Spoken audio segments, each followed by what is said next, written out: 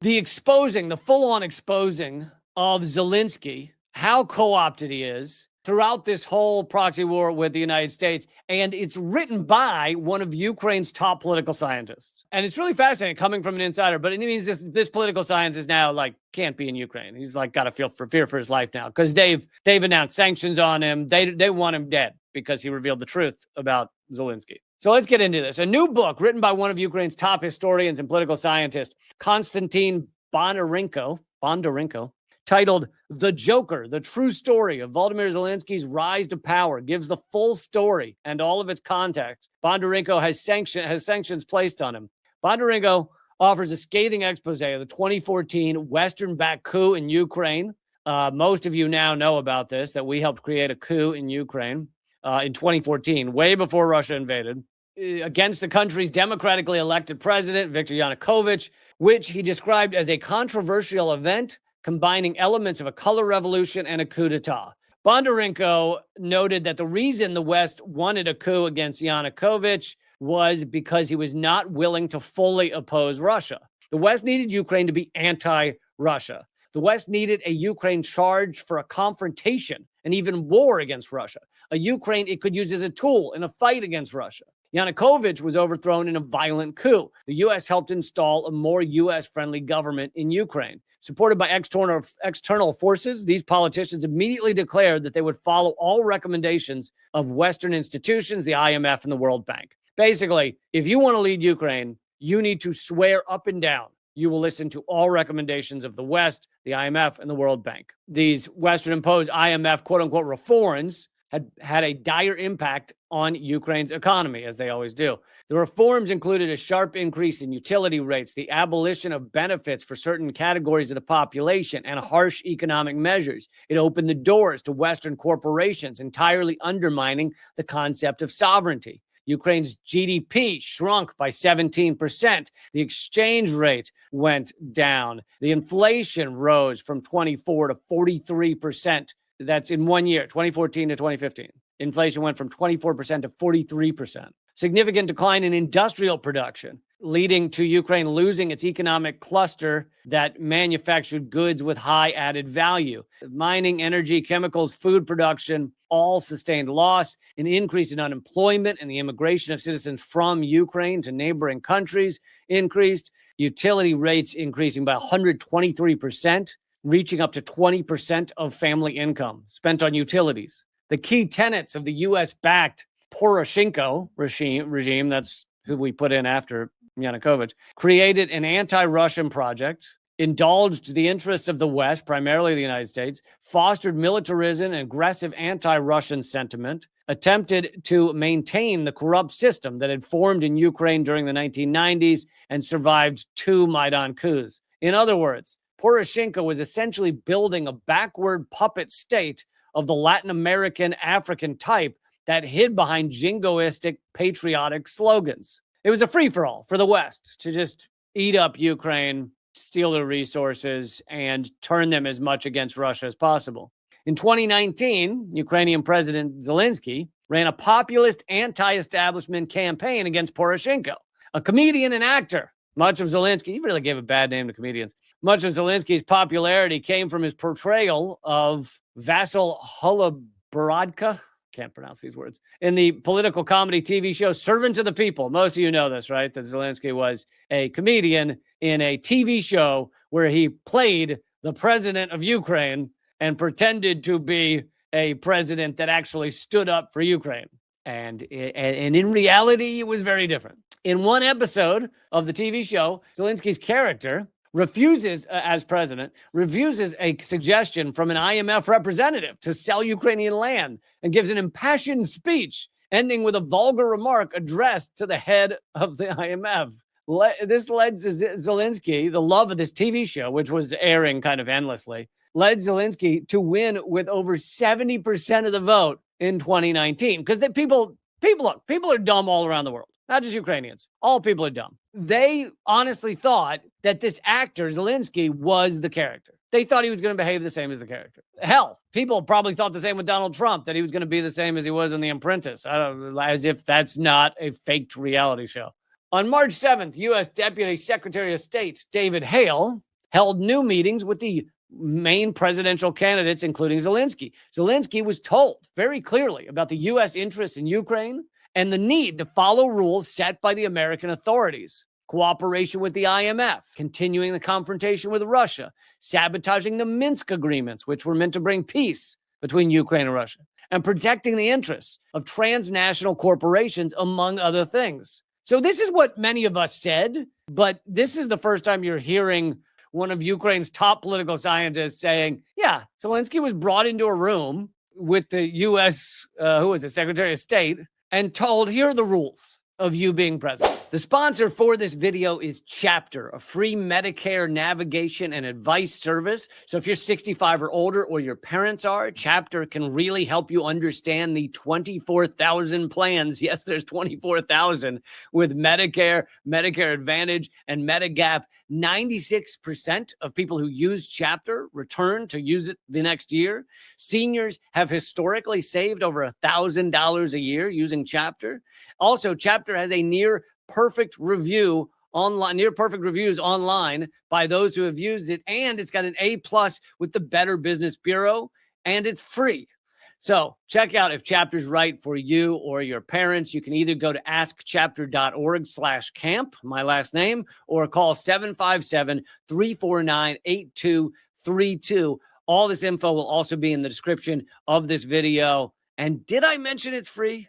Mr. Hale also provided arguments to convince Zelensky that sanctions for not adhering to the rules of the game would be excruciating, and that the U.S. would find levers to influence the will of the Ukrainian people during the election. The real Zelensky, not the actor playing the TV show, caved to Western pressure almost immediately. Ukraine remained a dependent state without any of its own identity and was mainly governed from Washington. The United States played a decisive role in staffing appointments, foreign policy, finance, the fight against corruption, supposedly, the pharmaceutical industry, national security, and defense. The tasks that Zelensky's team declared as top priorities, lifting the moratorium on land sales, activating the land market, public declaration of citizen income and spending, were in fact tasks Ukraine was assigned either by the IMF or large multinational corporations. So Zelensky was a puppet from day one. And he was told clearly, not even quietly, he was told clearly, here are the rules of the game. There was one issue between Zelensky and the West. One of his main policy platforms was to implement the Minsk Accords. So you remember, this is prior to Russia going into Ukraine. This was meant to create peace between Russia and Ukraine, because even prior to Russia going in 2022, Ukrainians were killing culturally Russian Ukrainians. So in the Donbass region, for being Russian, for speaking Russian, for having Russian businesses, etc. The peace plan, the Minsk Accords, that would end the fighting that erupted in eastern Ukraine between pro-Russia Ukrainians and Ukrainian nationalists. This became a paradoxical situation for Zelensky, given that he had secretly signed on to continue the pro-West policies, which did not want an end to the war in Donbass. And here's a photo of this back then. Here's Zelensky, Putin, Angela Merkel, Macron, sitting together at a table, signing something that says they will stick to these parameters and keep peace in Ukraine. And yet Zelensky knows, while he's doing this, that he's been told the rules of the game are, no, there will be no peace. The rules of the game are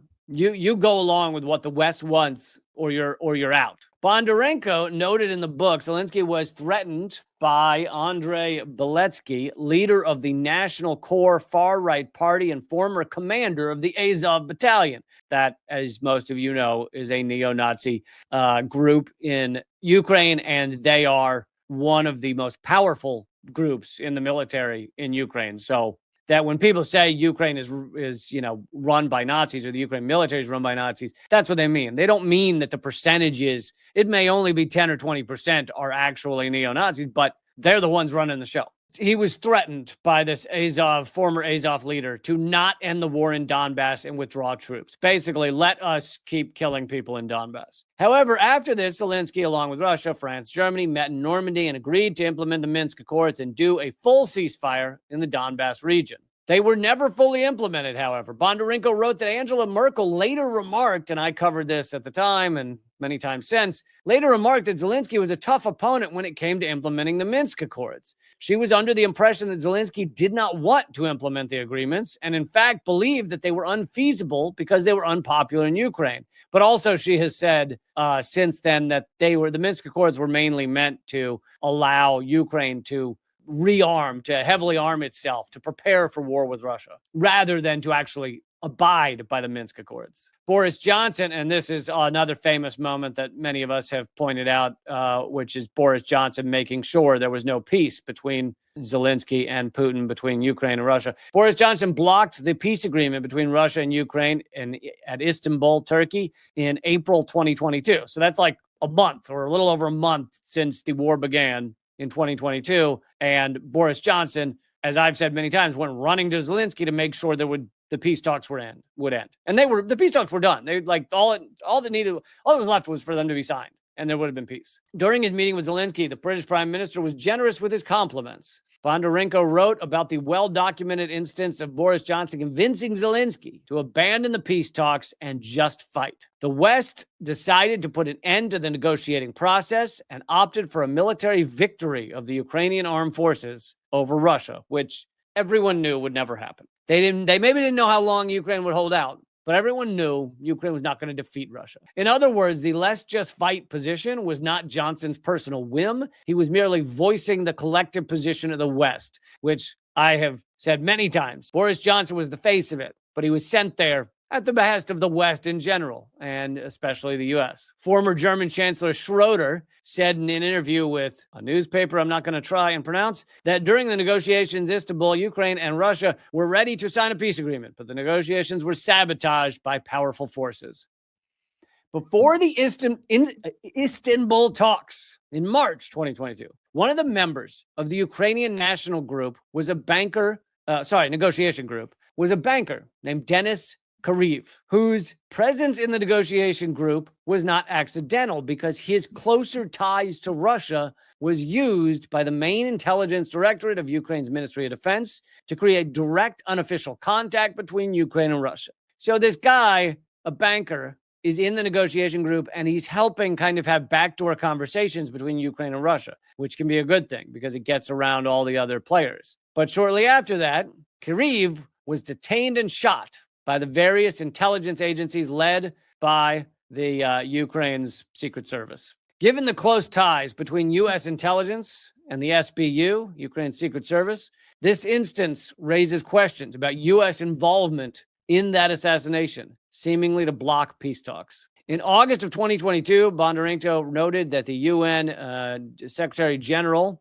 and the president of Turkey arrived in Ukraine in order to meet with Zelensky and brought with them proposals previously agreed upon from the Russian side. So they came with this proposal that had all these stipulations, recognizing Crimea as Russia. Ukraine adopts neutrality. The separatist regions in Donbass will be recognized, holding UN monitoring referendum. Ukraine will be given a neutral, non-aligned status and security guarantees from UN members, reducing armaments and military personnel in Ukraine. UN peacekeeping contingent deployed in Ukraine. Presidential elections held in Ukraine. Ukraine's constitution will be amended to ensure full transparency and equal rights for Russian-speaking citizens. Bondarenko noted that Zelensky rejected the proposal without even commenting on it. The meeting lasted 40 minutes, and immediately after, Ukraine began shelling territories of Crimea and others, a decision that was likely made by the West. Xi Jinping, head of China, was going to meet with Zelensky. And of course, that's a good chance for a peace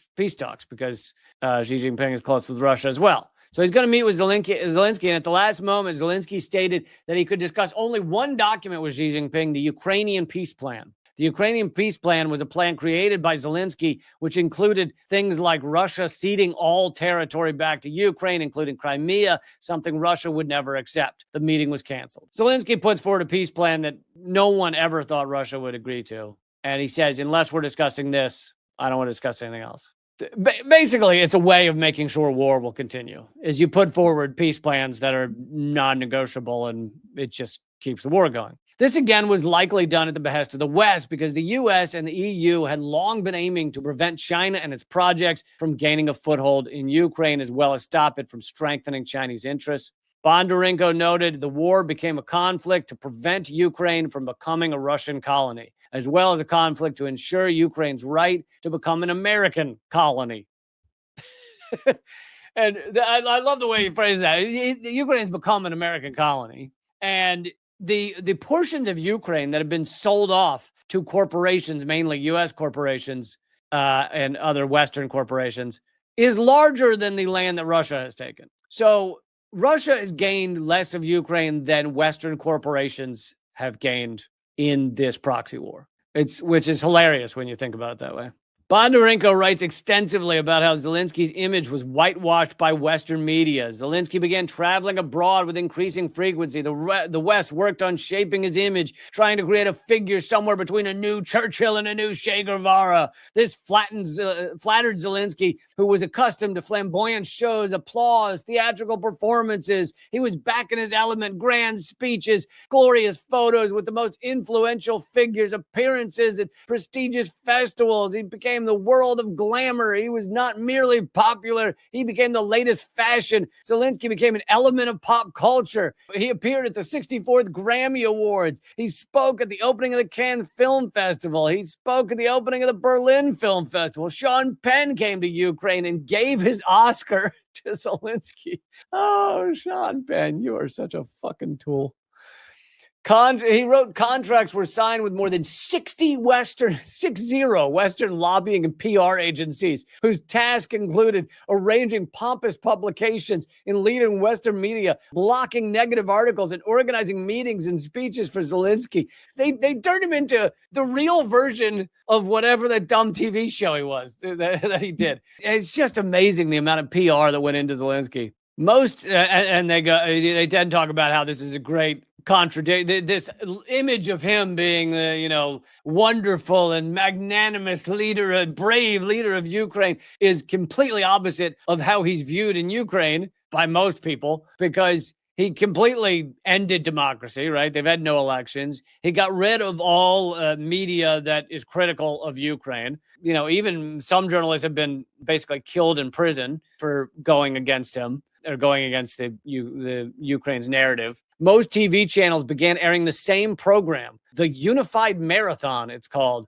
created under the control of the president's office and broadcast on TV channels. Severe censorship was introduced in the media. A special body was established responsible for interpreting correct and incorrect interpretations of events, basically crushing all dissent. New language policies. Oh, yeah, this is so hypocritical. Excluded millions of Russian-speaking citizens from the law. Russian schools were closed. Monuments to Russian writers were dismantled. Streets and squares were renamed. Despite Article 10 of the Ukrainian Constitution, which guarantees free advancement of the Russian language, everything was being systematically eradicated. As mentioned before, Zelensky decided to put the Constitution on hold, although it was precisely due to the support of Russian-speaking citizens that Zelensky became president in 2019, because they're the ones that wanted peace more than anything. So they supported him. Also, he's natively Russian speaking. The hypocrisy of the situation was evident in the fact that while persecuting citizens for using the Russian language,